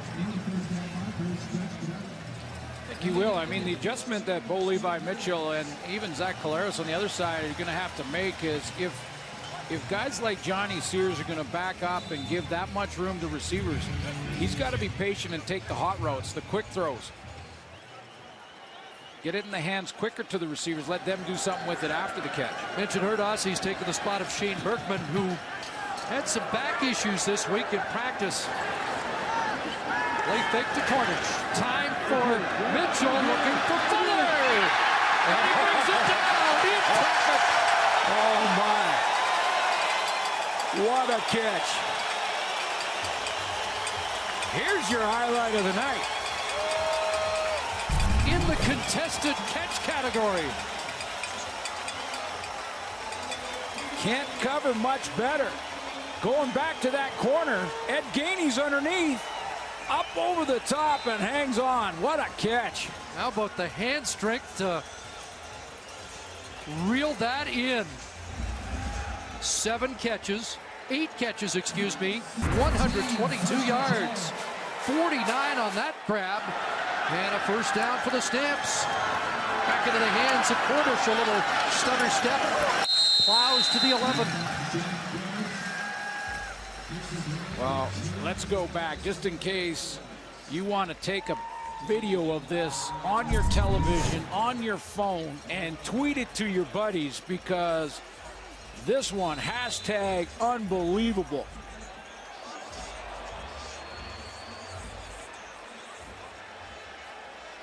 Courtney Stephen over the top, tried to help, didn't matter. So 2nd and 5. Short drop, quick hitter, pulled down and ridden out is Rogers. A little acrobatic work to avoid the sign and get a first down, or at least right on the stick. And they are moving the chains. It'll be 1st and goal. There's the quick hitter that I was talking about from Bo Levi Mitchell. Little safety blitz up there from Craig Butler. Knows the blitz is coming. He's got it blocked from John Cornish. One guy free in the middle, but gets it out of there quickly on the hot route to Eric Rogers. 3 catches, 50 yards for Rogers. 1st and goal, Stampeders on the Hamilton 7. Big to Cornish. Ducked off. And Cote brought down at the 2 by Eric Harris. Pretty much every team in the league runs this play. They line up their tight end on one side, that's Rob Cote, and then they shoot him out the backside. So there he is there, and they'll shoot him out this way and hope that the guy covering him gets caught crossing and runs into a teammate. In this case, it was Eric Harris, but he got there in time. Hassan Azimi is checked in on that defensive line for the Ticats. 2nd and goal. It'll be Cornish. And to the goal line, no signal. And it looks like it's going to be 3rd and 1. And decision time for John Hufnagel. That hole closed quickly. You could tell what Cornish saw. I mean, he saw a little bit of a seam to hit as he made that break to the left, that cut to the left. Ball never crosses the plane. Simone Lawrence steps up in the hole. Big tackle, Butler there on the scene as well. Remember, the Stampeders were stopped on a 3rd down gamble earlier for Drew Tate. He was stuck then to the goal line, and no signal yet. And they're ruling he didn't break the plane. And the Ticats have a goal line stand here to hold the lead. Big Ted Laurent in the middle of things. And we will likely get a review to confirm the ruling on the field. Well, you're right about Ted Laurent. Ted Laurent gets low, and he just shoots under that offensive line, creates the problem for Cornish, or excuse me, for Tate, as Cornish is trying to push him from behind and get him in. Simone Lawrence helping the officials while putting the stop to the play, and no way you're going to see all that. Fans here convinced that he got a piece of the goal line, but there's nothing there that would indicate that. Tate holding on to the football. He scored 10 during the regular season last year. He was virtually automatic. He may be 0 for 2 here in the first game of the year.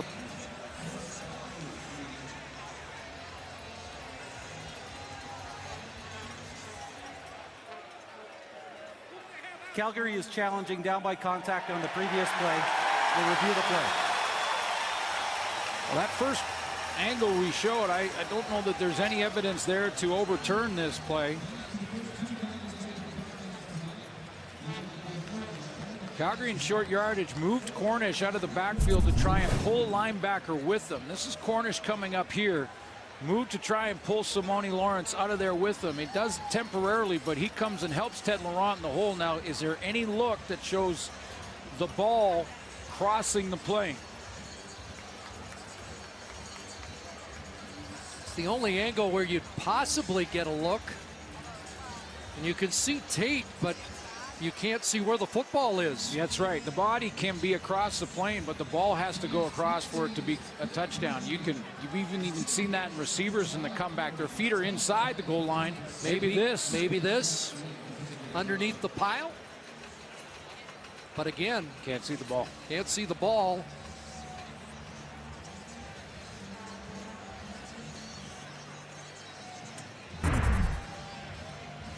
Ruling on the field was a Ticat stop.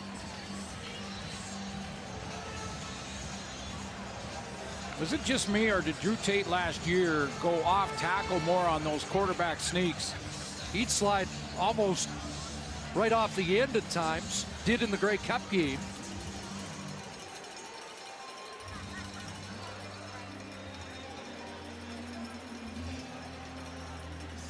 But twice tonight, not enough, it would appear. After review, there's insufficient evidence to overrule the call on the field. The ruling on the field stands.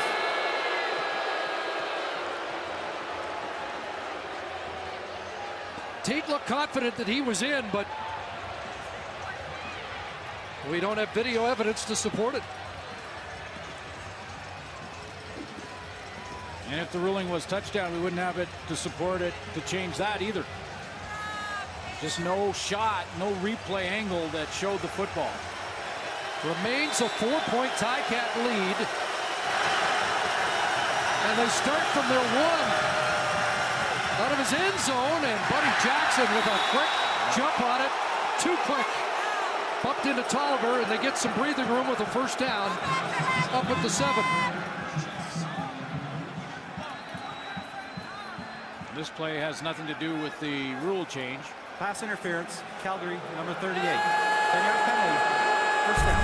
Rule change is regarding illegal contact. Ball was thrown to Tolliver, so it's just pass interference, and had to slow it down. It was very close, but it was early. LSU against South Carolina. Those two may have had battles in the past. in the SEC. Actually, the ball out at the 11-yard line. Flag down, and it looked like procedure against the Ticats as play is halted. Thought I saw a flinch on the right side of that line. Hamilton, number 59. 5-yard penalty. You got it. Remains. First down. Right tackle Brian Simmons, who was the left guard last year. Right tackle for the time being with the injury to Joel Figueroa. I think you mentioned off the top, but this was the 7th worst penalized team in the league. Hamilton Ticats, you think back to that first half, they had their defense off the field, got a penalty. Bo Levi Mitchell scores with a touchdown throw to Eric Rogers on the very next play. Couple penalties that hurt Hamilton in this game, even though they have the lead, they got to eliminate those. 1st and 15. Again from his end zone. Launching for Fantuz. Incomplete. What a veteran battle that is. 10-year man Andy Fantuz against the 8-year defender Keon Raymond. And oftentimes Calgary has put Keon Raymond on the #1 target, no matter who that might be for the opposition. In this case, Andy Fantuz. And he had to track him a long way to cross the middle to him. And once again, when the Calgary Stampeders need a play, they get it from Keon Raymond.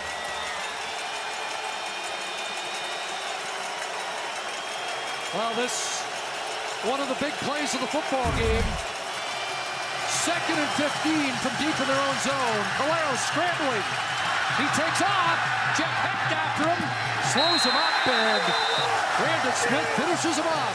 Check that, Jamar Wall with the tackle.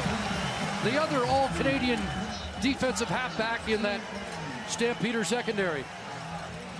Take a look again, and Caleros, he needed to get the corner to get a chance here. Jeff Hecht is the guy who's going to cut him off first, number 27. Bakari Grant's trying to find a guy. If he just turns back, he's got a chance to spring his quarterback. Doesn't do it in time, and now he just sort of looks like he's trying to find a spot. But Caleros had already gone across the line of scrimmage and was just trying to get what he could. Jeff Hecht's had a good night. And now standing at his goal line, headlock, wind not really a factor at this point of the night. Not a great kick. Tim Brown with a crease and down to the 36. So the Stampeders are in business as we hit the 3-minute warning. Down by 4, but with the football in Ticat territory when we come back. Of the Canadian Football League. What do you think? Candidates? Oh, yeah. I mean, Johnny Sears, couple picks, 1 touchdown defensively. What will that catch from Jeff Fuller? Wow. 8th of the game for Fuller. Down by 4. Looking for a touchdown, and Eric Rogers took a peek, looked away, and drops the ball. It'll be 2nd and 10. Emmanuel Davis was in the neighborhood. Against zone defenses on these little curl routes, receivers going to want to try and make something happen after they catch it. And that time Eric Rogers just took that peek before he had secured the ball. Simon Charbonneau-Campo checks into the offense. Critical 2nd and 10.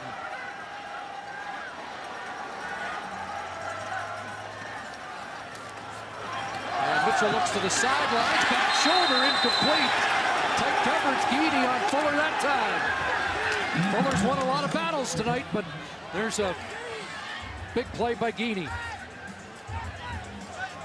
Limited playing action for Ed Gainey other than special teams last year and replacing Delvin Breaux. And you're right, this has been an interesting battle. Fuller's made his plays, but time Gainey was able to put the right arm in there and not put it up in the face of Fuller to draw the penalty flag for screening and pass interference. So John Huffnagel feels there's plenty of time, and they'll kick the field goal here to get within 1. 22-21, and put the onus on the defense to get the ball back with, again, lots of time on the clock. 2016, and the way that Grey Cup game ended a year ago, Calgary Stampeders champions. Right now, Zach Caleros has a chance to take a step towards eliminating those memories. put together a drive here. Eat up that 235.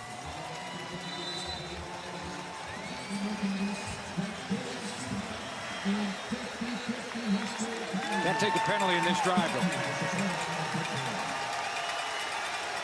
Trying to nail it down. How much time can they take off the clock? And can they enhance the lead?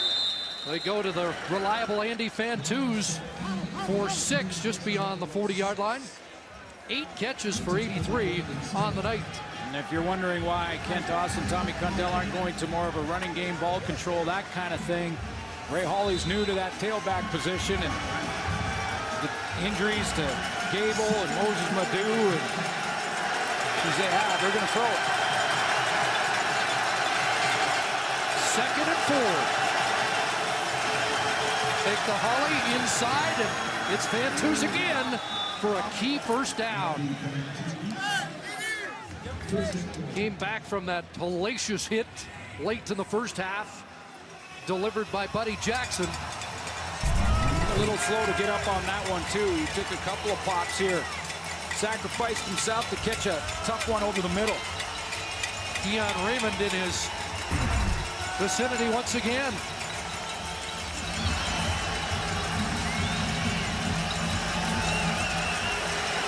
Just another Andy Fantuz kind of night.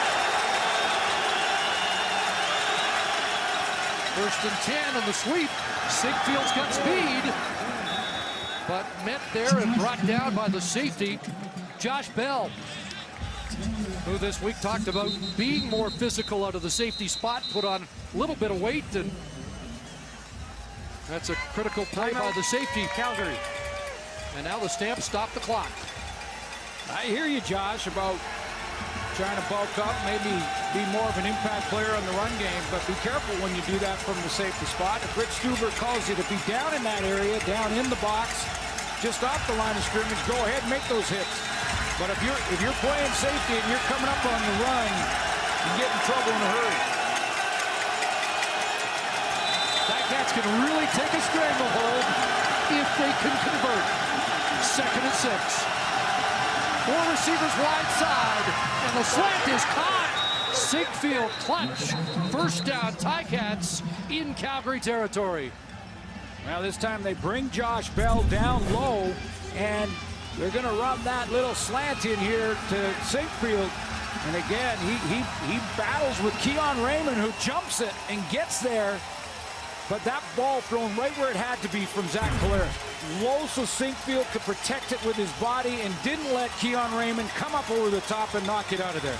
Was a flag on the play. Contact, Calgary number 14. That penalty's declined. First down. 5 catches, 76 yards for Sigfield.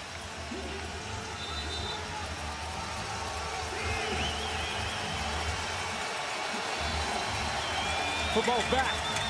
Love it. Ticats talked about not revenge, but making a statement. Can they finish it here at McMahon? Hand off to Hawley. Short gain, 45-yard line. And again, Calgary has used their timeout.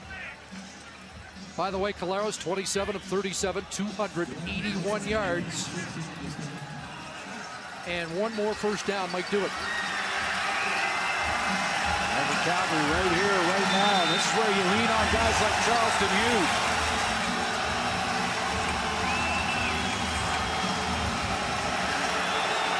Keon Raymond.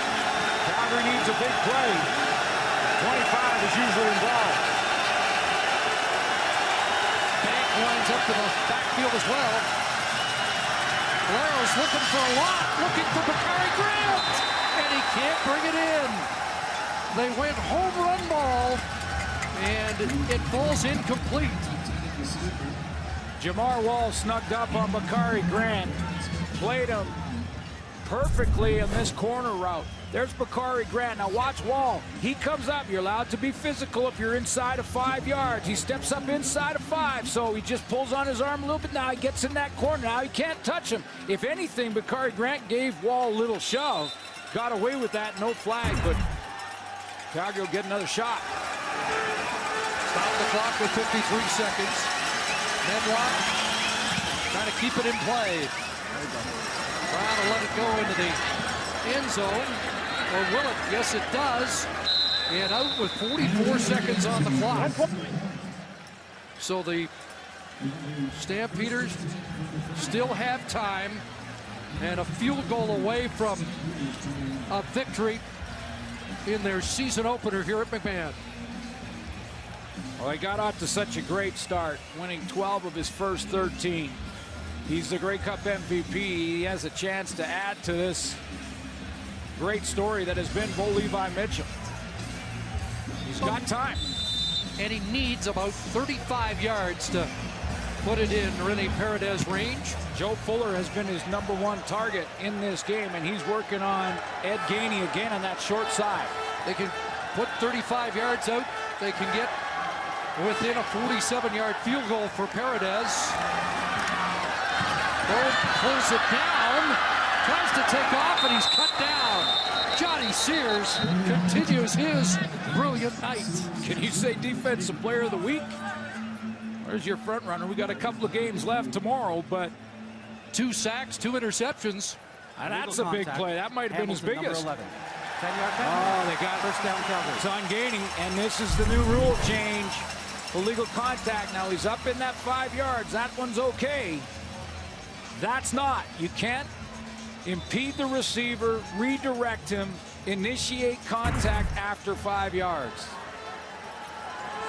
So now they're about 25 yards away. Clock stops. They're going to blitz. And the ball batted in the air, falls incomplete as Orlando Steinauer sends pressure. Little stunt there from Simone Lawrence. He starts out right on the hash mark in front of Bo Levi Mitchell, then loops around. I'm not sure if it was Lawrence who got his hand on the ball. He starts here, and then he's going to loop around. It's Sam Scott replacing the injured Eric Norwood, a guy who was cut, had the trailer packed up to go home, and was called the next day to be put back on the team. Big play by Sam Scott. Pressure again, and Mitchell taken down. And it will be 3rd down and a loss of yards as the Ticats sending everybody. And Ted Laurent, with some help from Eric Harris, gets home. Boy, this is great play calling by Orlando Steinauer, who has called so many different looks, different types of blitzes. 4th sack of the night, and it comes down to 3rd and 17. Bo Levi Mitchell, Fuller's got it! At the 45-yard line, he brings it in.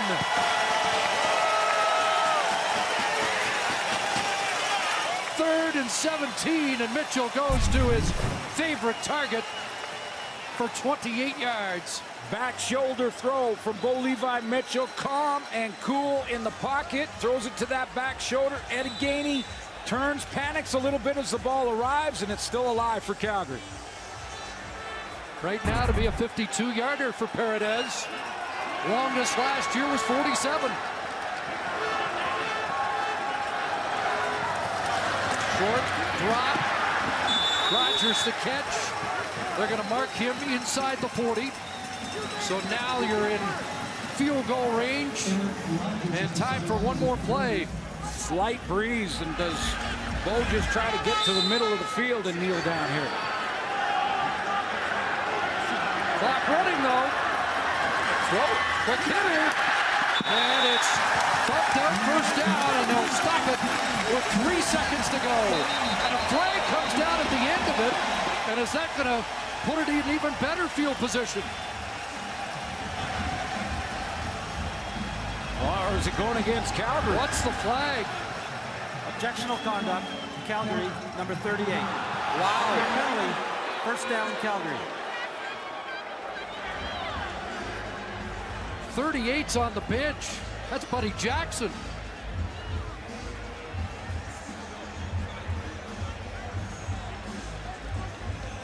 John Hufnagel wants the number. His offense was on the field. Buddy Jackson is 38. That had to come something he did or said from the bench. Clearly a penalty from the bench. The ball now, where are they going to spot the football? Because they go back. They're going to put it on the 43. It'll be a 50-yarder. Just put a whole bunch more pressure on that man right there. Did not hit from this range all of last year. Looking to turn around from last year. 50 for the win. And he is it. Ready Paredes. Walk-off win for Calgary.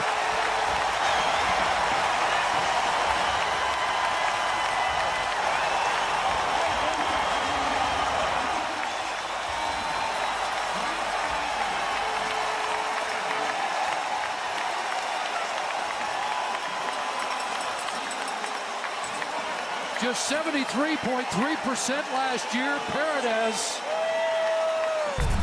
back on track in a clutch kick for the win. No doubt. When it left his foot right down the middle, Jeff Fuller, what a game he has had tonight. Drew Tate knew it immediately. The ball hasn't gone through the uprights when he's celebrating. Just win the game. And again, Calgary finds a way. Now time for the player of the game. The Nissan Titan player of the game is Jeff Fuller. Just catch after catch, including a beauty late in the game in the second half. And then that 3rd and 17. This was the pretty catch over the top in a double team. And the 28-yarder on 3rd and 17 sets up the game-winning field goal. 9 catches, 148 yards, and nothing bigger than a conversion on 3rd and 17 to get them into range. Kind of gave you hope for in a Grey Cup rematch.